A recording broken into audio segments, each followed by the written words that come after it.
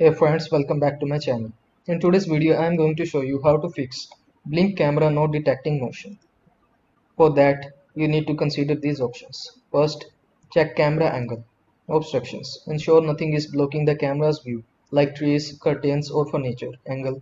Make sure the camera is angled correctly to capture the desired area. Height. Adjust the height if necessary to avoid detecting unwanted motion. Example from pets or passing vehicles. The second option is to verify motion detection settings.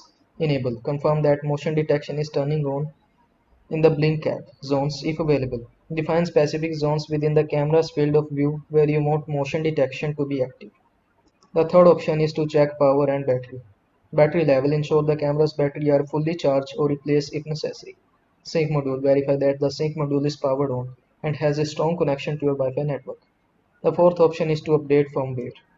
Check for updates. Keep your Blink system's firmware up to date to address potential bugs or improvements. So, I hope this video was helpful to you. Don't forget to like this video and subscribe to my channel for more this type of content. Thanks for watching.